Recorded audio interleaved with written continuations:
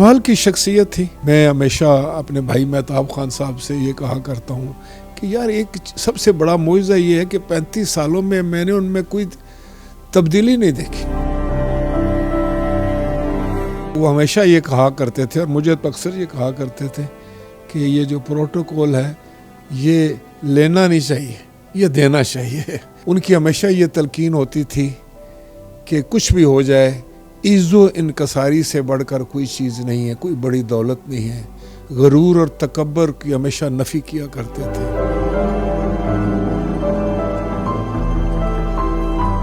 وہ ہر چیز کو اللہ سے ہی جو ہے وہ کنیکٹ کرتے تھے۔ پیر عبدالحمید خان صاحب اس دنیا سے کوچ کر گئے، سب کو سوگوار چھوڑ گئے، اور ان کی کمی کوئی شخص بھی پوری نہیں کر سکتا، کیونکہ ایک ہماری دنیا کے اندر دیکھا جائے تو کل نفس ذائقۃ الموت، ہر جاندار نے ایک دن موت کا مزہ چکھنا ہے۔ کسی شخص جو شخص بھی اس دنیا سے چلا جاتا ہے اس کی کمی پوری نہیں ہوتی۔ ہمارے ساتھ راجہ پرویز اشرف صاحب موجود ہیں، ان سے بات کرتے ہیں کیونکہ ان کا بڑا پرانا ساتھ ہے۔ ان سے بات کرتے ہیں کیونکہ زندگی کے اندر لوگ چلے جاتے ہیں، ان کی کمیاں پوری نہیں ہوتی، تو ان سے بات کرتے ہیں۔ سر بتائیے گا کہ لوگ اس دنیا سے چلے جاتے ہیں، کمیاں پوری نہیں ہوتی، آپ کا بڑا پرانا ساتھ رہا ایوب خان کے دور سے، کیا کہیں گے؟ بسم اللہ الرحمن الرحیم۔ آپ نے بالکل ٹھیک کہا کہ جو شخص بھی اس دنیا میں آیا اس نے ایک دن واپس جانا ہے اپنے اللہ کے پاس۔ پیر عبدالحمید خان صاحب کوئی روایتی پیر نہیں تھے، وہ ایک عظیم روحانی شخصیت تھے، ایک انسانیت سے محبت کرنے والی ایک بڑے اعلیٰ ظرف انسان تھے۔ وہ ان کا مشن جو تھا وہ انسانیت کی خدمت تھا۔ وہ پیار بانٹنے والی شخصیت تھی، محبت کرنے والی شخصیت تھی، محبت کا درس دینے والے، پیار کا درس دینے والے، وفاداری کا درس دینے والے، ایک دوسرے کے ساتھ اچھے تعلقات کا درس دینے والی وہ شخصیت تھی۔ اور سب سے بڑھ کر کہ وہ پوری دنیا کے لوگوں سے محبت کرتے تھے، اور پاکستان سے وہ خصوصی بہت ہی محبت ٹوٹ کر محبت کرتے تھے۔ میرا ان سے ایک لمبی رفاقت ہے، میں سمجھتا ہوں کہ 1 تہائی سے زیادہ صدی میں ان کے ساتھ میری گزری، اور میں نے دیکھا کہ اللہ تعالیٰ نے ان کو بہت بڑی صفات سے نوازا تھا۔ وہ واقعتاً اللہ کی ایک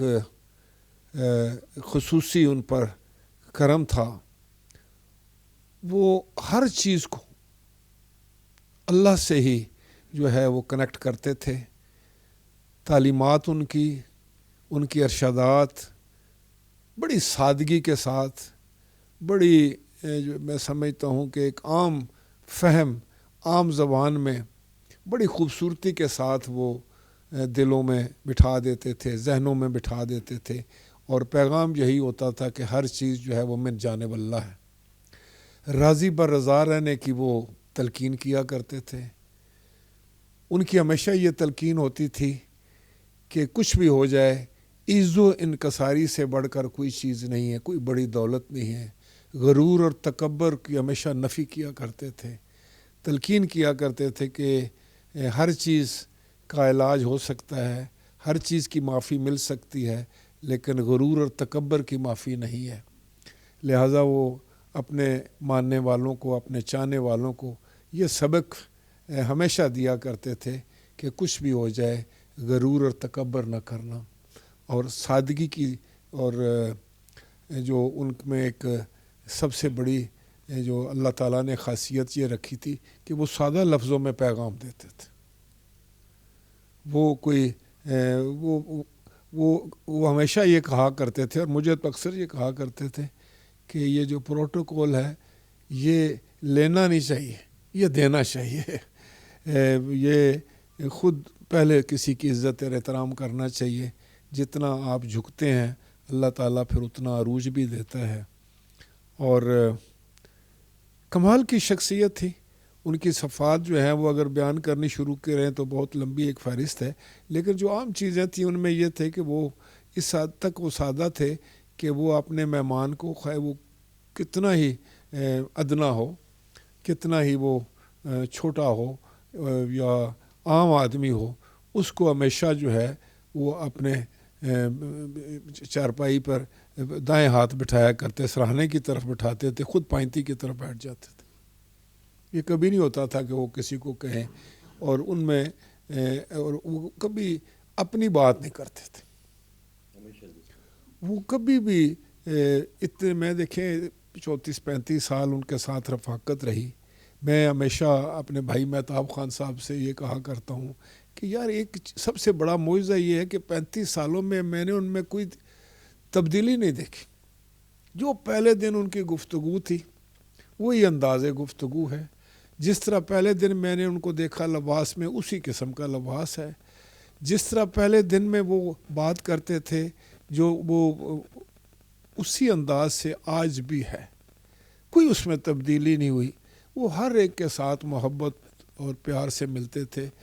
اور سب سے بڑھ کر وہ ہمیشہ یہ کہا کرتے تھے کہ صبر بہت بڑی طاقت ہے۔ صبر کی تلقین کیا کرتے تھے کہ کہہ رہے تھے کہ جس شخص کے پاس صبر ہوتا ہے وہ اس کو اللہ تعالیٰ کی خاص اس پر عنایت بھی ہوتی ہے، اور اللہ سے صبر کی توفیق مانگنی چاہیے، اللہ سے یہ صلاحیت مانگنی چاہیے کہ اللہ مجھے صبر دے، مشکل حالات میں بھی مجھے ثابت قدم رکھے۔ اور وہ ایک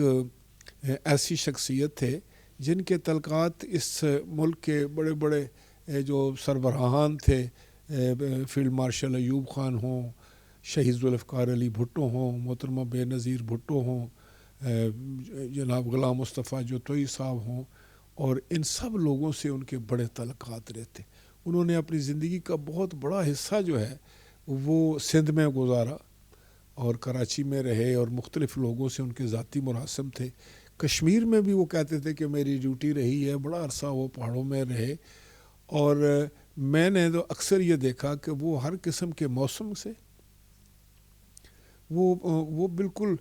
اپنے ہی انداز میں رہتے تھے، انہی کپڑوں میں رہتے تھے، خواہ وہ سردی کا موسم ہے یا گرمی کا موسم ہے،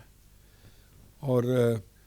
شب بیدار تھے، رات کو جاگتے تھے، اور کبھی بھی وہ یہ نہیں کہتے تھے کہ جو بھی بندہ ان کے پاس آیا تو یہی کہتے تھے کہ میں اپنے اللہ سے دعا کروں گا، تم بھی اللہ سے دعا کرو، اللہ رحم کرے گا، اللہ کرم کرے گا، اور وہی ہے سب کچھ۔ جو بھی چیز مانگنی ہے وہ اللہ سے مانگنی چاہیے، اور اللہ سب کو دیتا ہے، اور اس کا کرم ہونا چاہیے۔ باقی وہ ان میں کوئی خوف نہیں تھا، ان کو کوئی ملال نہیں تھا، ان کو کوئی رنج نہیں تھا، ہر قسم کے حالات میں وہ خوش تھے۔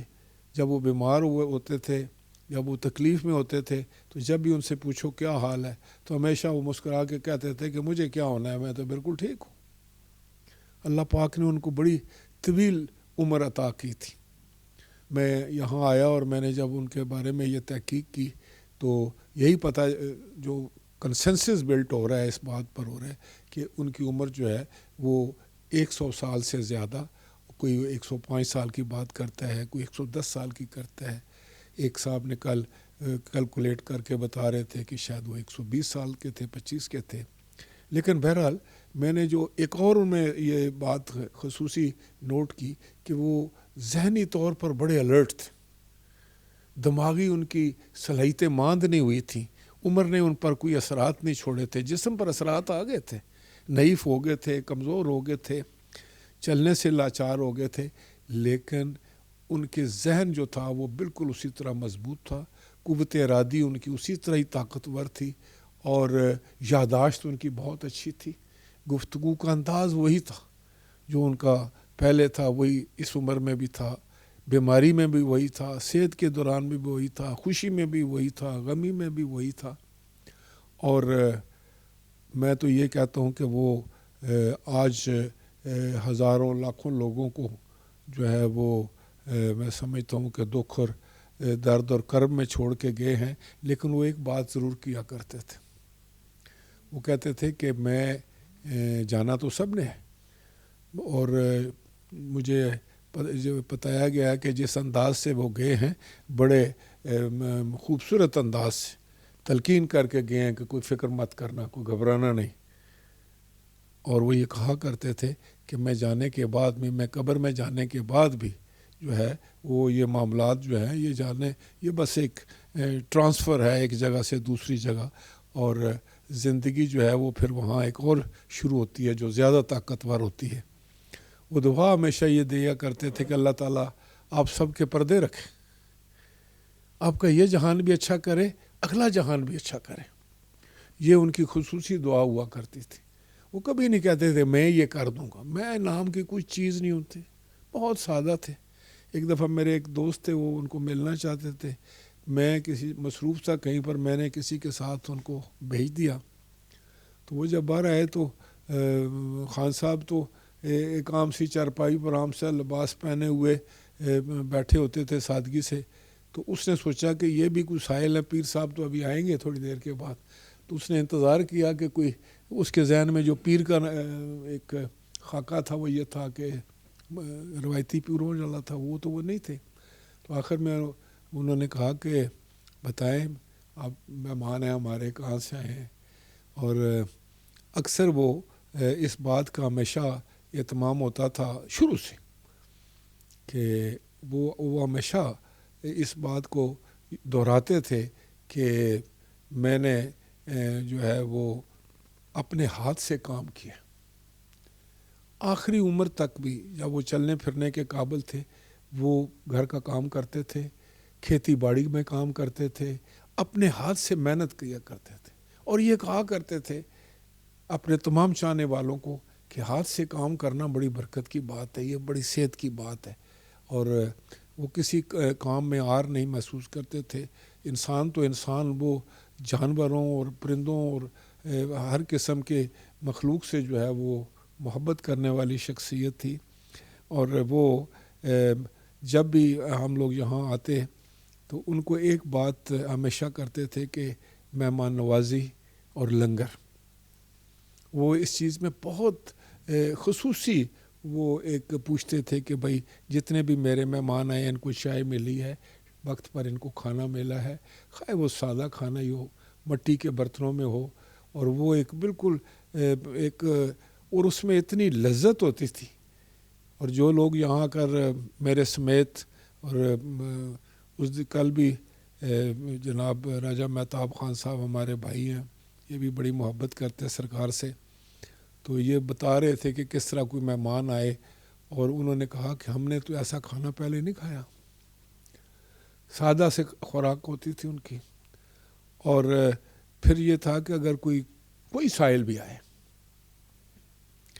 ان کی جو زبان سے نکلا، زبان مبارک سے، بھئی یہ کر لو، وہ بھی سادگی کہتے ہیں کہ 8 آنے بھی اگر آپ اللہ کے راہ پہ دیتے ہیں اور وہ اللہ قبول کر لیتا ہے